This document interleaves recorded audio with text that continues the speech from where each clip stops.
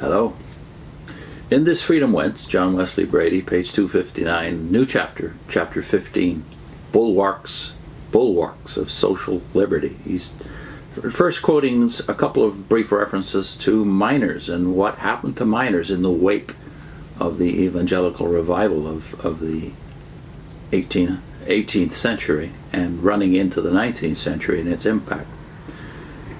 Quote, "The finest gentleman I ever knew was a working miner in England, whose gentleness, absolute fairness, instinctive horror of anything underhand or mean, or anything that was not the strictest fair play, gave him a character that enabled him to rise to the position of Privy Councillor."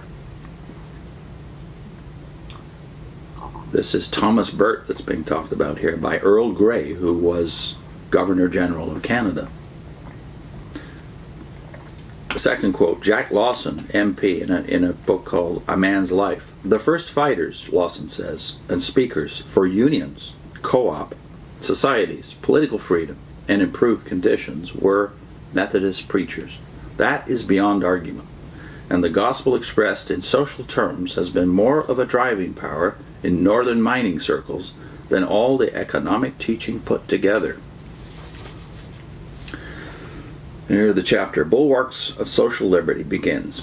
"In the centre of Piccadilly Circus, London, stands one of the most beautiful and remarkable memorials in the world.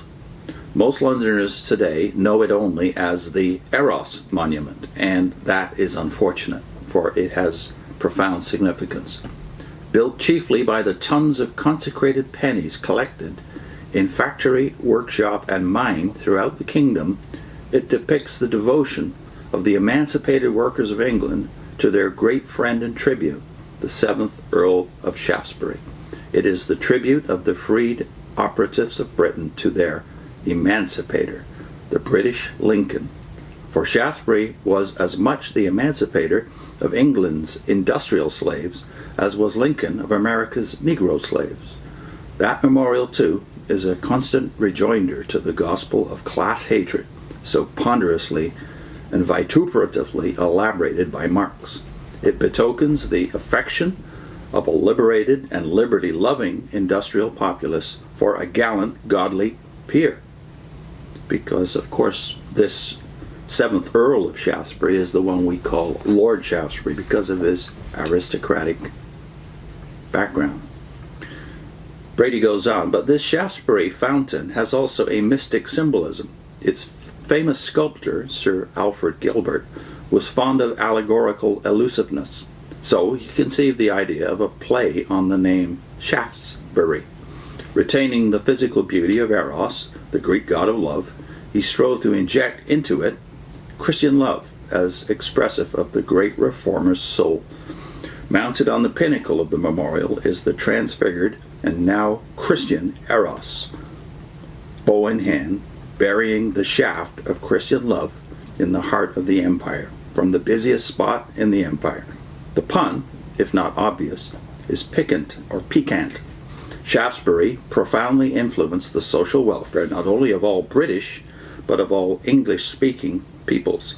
He was a thoroughgoing Christian, yet his parentage was pagan. Around the base of the memorial is this inscription composed by Gladstone, that is Gladstone, William E. Gladstone, 4 times Prime Minister of England during the period that Shaftesbury was alive, and a little after. Gladstone says in that inscription, "During a public life of half a century, Lord Shaftesbury devoted the influence of his station, the strong sympathies of his heart, and the great power of his mind to honoring God by serving his fellow men, an example to his order, a blessing to his people, and a name to be by them ever gratefully remembered." Next subhead is the emancipation of industrial England. What Wesley was to the dormant social conscience of the early 18th century, what Wilberforce was to the Negro slaves, what John Howard was to the prisoners, what William Carey was to the outcasts of India, that Shaftesbury was to the factory slaves of England. He, like his predecessors, is in an epic succession of humanitarian achievements, became an emancipator of his fellows because he himself had been first emancipated by Christ. and because, having thus entered into the spirit of Christ, he was a sincere lover of God and man. Lord Shaftesbury was raised in a godless home. His father, though for 40 years chairman of the House of Lords, was a haughty, hard-drinking remnant of 18th century deism. His mother, a descendant of the proud Marlborough family, was a society worldling. Fortunately for the future of England, there was in the Shaftesbury household a remarkable Christian nurse, Maria Millis. She was Shaftesbury's spiritual mother, and though she died when the coming reformer was but a lad, she had molded his character for life. Till death he carried the watch she left him, and daily he repeated prayers learned at her knee. In the year of Waterloo, when 14, a student at Harrow School, Shaftesbury witnessed a pauper funeral wherein drunken pallbearers, trying to turn a corner, tumbled in a heap, the coffin crashing to earth and cracking.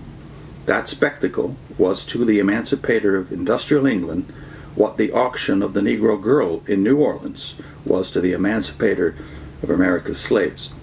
There, before God, the young peer pledged his life to the uplift of the degraded and the oppressed. To understand the social problems Shaftesbury faced, it must be remembered that both the commercial revolution, with its insatiable cupidity, and the revolting exploitations of the Industrial Revolution had already come into being under the influence of the slave trade and colonial slavery.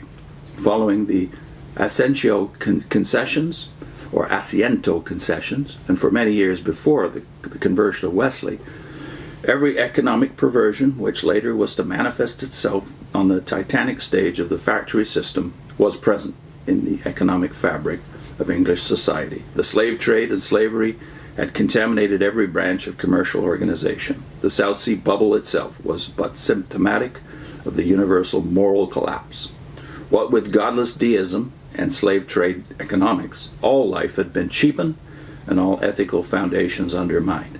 The first imperative of social emancipation, therefore, was the renewal of spiritual life.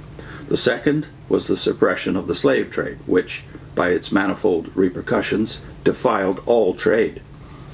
Without these preceding achievements, Shaftesbury's intrepid life work would have been impossible.